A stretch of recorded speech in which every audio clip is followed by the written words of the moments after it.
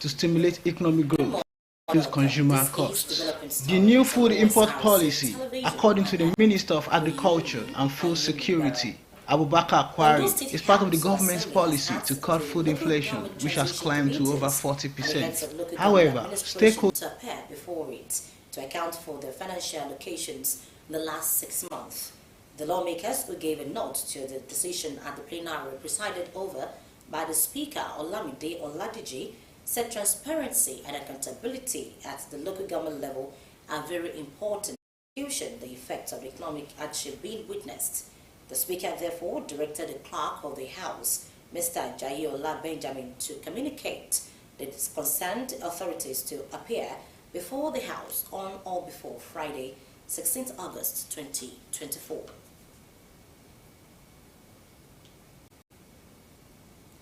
In a bid to tackle the surge of illegal mining in Ondo State, the state government has empowered its security task force to collaborate with security agencies in ridding the state of criminals stealing solid minerals across the state. The joint operation of the task force and the Nigerian Army has recorded a major feat with the arrest of 12 individuals carrying out illegal mining in the state. Senior Special Assistant to the Governor's Security, Olugbenga Atiba, said proactive measures are being put in place to curb the menace of illegal mining and other security challenges in the state. Mr. Atiba, speaking during the parade of the 12 arrested suspects at the barracks of the 32 Artillery Brigade of the Nigerian Army in Akure, revealed that the illegal miners were caught while the task force was acting on credible intelligence to combat kidnapping activities in the state. He said the state had deployed security agents across the three senatorial districts and had also identified some individuals, including some local leaders who are involved in the activities. Chairman Ondo State Radio Vision Corporation Kunle Adebayo has reiterated commitment of the free media stations OSRC TV, Orange 94.5 FM and Social 96.5 FM Alalaye in enlightening the general public on environmental safety, while playing host to the State Environmental Protection Agency led by its chairman, who also doubles as a special advisor to Governor on Environment, Dr. Olayemi Adeyemi. The chairman said it is high time stakeholders synergized with OSRC to manage the imminent flooding predicted by NIMET. Omoriola Umbiji has details. It is no more news that being among the coastal states with history of flood disasters in Nigeria, Ondo State was again alerted of the serious imminent flooding if preventive measures are not put in place. The chairman, Ondo State Environmental Protection Agency, Dr. Olayemi Adeyemi, on a courtesy visit to OSRC headquarters, lauded the station's programs, which, according to him, are in line with the vision of the agency to save the state from avoidable disaster. He frowned at the indiscriminate dumping of refuse and other illegal acts by some members of the public seeking collaboration with the media station in managing the situation.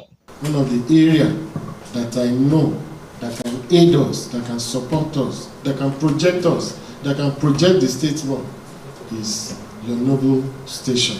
Thank God as of today, with the Lord God's on our side, we've not had that much break down of cholera in Ondo State, but we cannot continue doing things that way.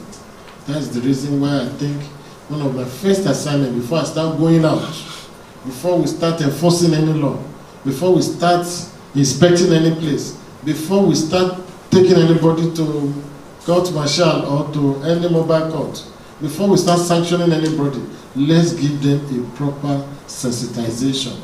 Let's give them a good orientation. And that is where I think one of the best places I can go, where I will get best results, is not because it's a state-owned station, but because one of those stations that have the largest crowd. Responding, Chairman of OSRC, Kunle Adebayo, described the visit as timely. He railed off some of the interventions of the media group through various programs like Ayikawa, Oju Ojoloni, and many more on the news and current affairs programs, saying the establishment is working with the state government in ensuring the welfare and security of the people. Globally today, the most important concept of welfare is environment. Because if there is rain flood that carries everybody away, there's nothing to administer. There's nothing to secure. We need to do collaboration in terms of programming. In this station today, without anybody's prompting or prodding, we have about 7 jingles on environment, talking to people of Ondo State on burning bushes, on taking care of their environment. We hear them every day across the stations. I think we can do more now that we are talking together. According to him, it is the responsibility of people to manage their environment, calling for proper synergy among relevant stakeholders for timely intervention. We need to work with you to increase your community engagement so that we can also support them. I think also, sir, we need to work on taking advantage of IT. And most of our operations, you in fact see better on your phone. For instance, I don't know if you have been watching Osrc on your phone, on YouTube or Facebook. If you subscribe or you like it, every time there is news, it will pop up on its own. All our programs on radio, they get live stream on phone. We have a large following on that. I think we need to take advantage of that. Adebayo encouraged the agency to strengthen its information unit for proper communication. Omoriola Hungbiji, Osrc News. The federal government has withdrawn the circular directing civil servants to register for the purchase of 50 kg bag of rice at a subsidized of 40,000 naira. The withdrawal of the circular was communicated in another circular by the Director of Human Resources at the Ministry of Special Duties and Intergovernmental Affairs, Adirunke Jayesimi.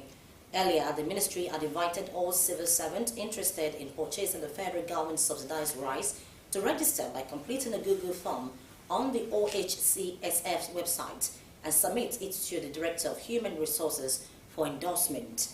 It noted that payment for and the distribution of the rice would be coordinated by designated officers, while the chairman, Joint Union Council of the Ministry, would serve as an observer for transparency in the course of the exercise. The federal government had recently said it had created centers across the country where Nigerians could purchase 50 kg bags of rice for 40,000 naira. The Minister of Information and National Orientation, Mohammed Idris, said the initiative is one of the several initiatives by the Tinubu administration to ease living conditions for the citizens. And now in sports, world record holder in the 100-meter hurdles, Toby Amuson, will be back on the tracks at the Stade de France today at 11:05 a.m. Nigerian time for the semi-final games. Amuson cruised into the semi-finals on Wednesday, running a time of 12.49 seconds to beat US's Alicia Johnson, who was second in 12.61 seconds, and Janique Brown third in 12.84 seconds. The Nigerian will line up against reigning world champion Daniel Williams, US's Grace Stark, Devlin Charlton of the Bahamas, as well as 4 others in the first of 3 semi-finals. The first 2 in each race will automatically qualify for tomorrow's final, while the 2 fastest non-automatic qualifiers will also join them. The 27-year-old produced the second fastest time in the heats behind Olympic champion and Puerto Rico's Jasmine Camacho Quinn, who ran 12.42 seconds. And that's the news. Join us at noon for World News Now. Good morning.